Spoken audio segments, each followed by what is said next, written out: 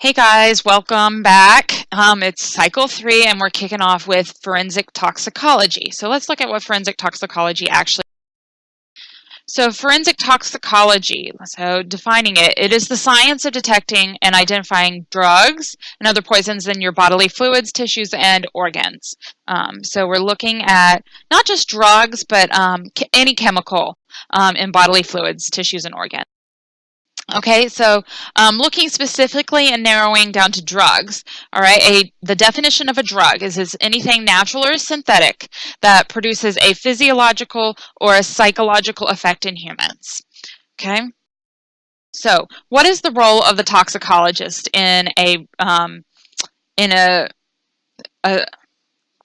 crime investigation? So one, they must identify one of thousands of potential drugs and poisons within a body or fluids that are found. And they often have to find things down to the nanogram or microgram quantities that can be dissipated throughout the body. So when you look at, like, when you're taking a medication, it's often measured in milligrams, okay? So 1/1000th of a gram. And then once it gets into your body, it only gets through in micro or nanograms. So a microgram is 1/1,000,000th of a gram, and a nanogram is 1/1 trillionth of a gram. So really, really small amounts. And that's what the toxicologist has to determine. All right. Sometimes they're not actually looking for the exact chemical. It may not be possible, but they look for metabolites. So, for example, heroin, which actually was sold as a not really a prescription drug, as a drug that you could buy as cough syrup. The heroin is very quickly in the body turned into morphine, and so they have to find the morphine in order to figure out if there was heroin. All right, so the Controlled Substance Act. So federal law that is established distinguishes 5 schedules of classifications based on controlled substances. And this is based on, 1, the drug's potential for abuse, the potential for physical or psychological dependence, and the medical value of the drug. Federal law also controls any materials that are used in the making of the drugs. That's why we have like Sudafed, and pseudoephedrine is a higher schedule than one would think. You can't really abuse Sudafed, but Sudafed is used in the production of methamphetamines, so it's upscheduled. That was the bell in the classroom.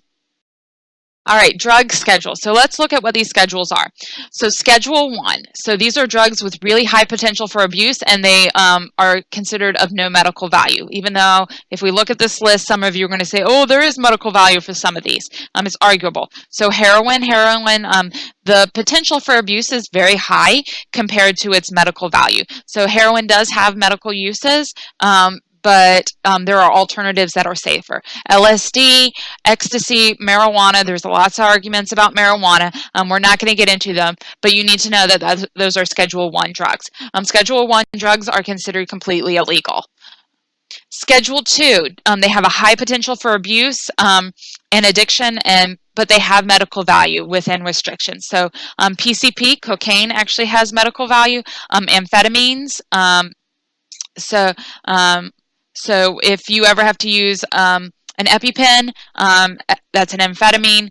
It's really important and it saves life, but it has a potential for abuse. Most opiates, so when I say opiates, I mean codeine, any of those things. Often you get morphine, things you get in the hospital for pain. And then some barbiturates.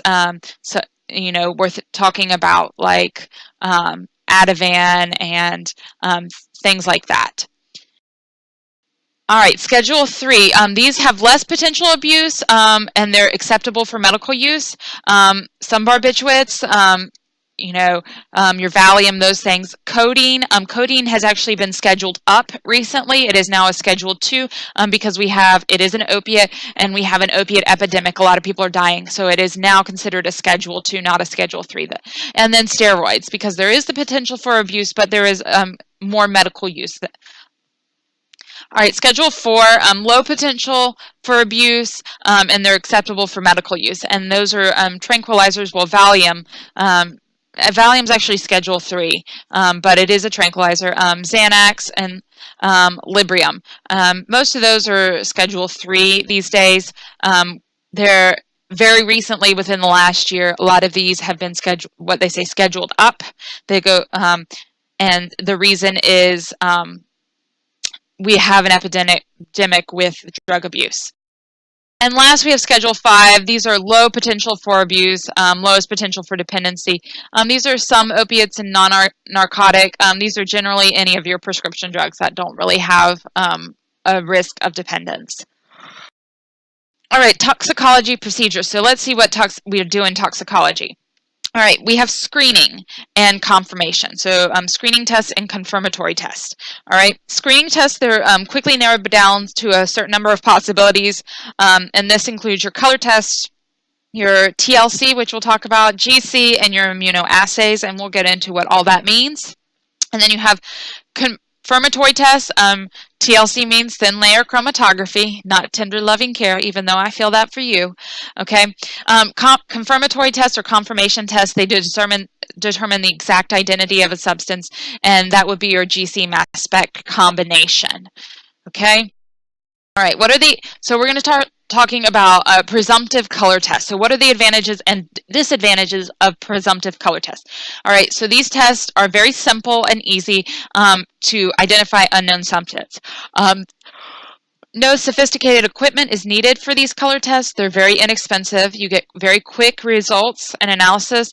However, they are not sensitive for small amounts, and they are presumptive color tests, so they can be wrong from time to time. So let's look at our major presumptive color tests that we're going to be studying. First, we have the Marquise test. It turns purple in the presence of heroin and morphine and most opium derivatives. Okay, and it becomes orange-brown when mixed with amphetamines and methamphetamines, so it can be used for both. The chemicals that are involved in these tests are contained within your notes. We have the Dilley-Compagnie test. All right, this tests for barbiturates, and it turns violet-blue in the presence of barbiturates. The Duquesnoy-Levine test, this test for marijuana. So the chemical is mixed with the plant in question, and a positive result will turn purple after chloroform is added. Okay, so you have to include chloroform in addition to the chemical solution to test for marijuana, because somebody may be smoking some oregano. All right, just to be fun. Next is the Van Eyck test. Screens for LSD, turns blue-purple in the presence of LSD. However, due to extremely small quantities of LSD, it's also often a difficult test to perform. The last test is the Scott test. It is used for cocaine.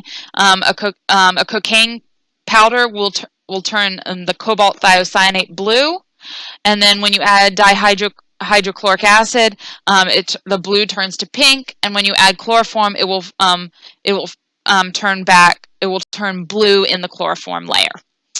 All right, I think this is everything for today. I look forward to talking about the presumptive color test with you next class.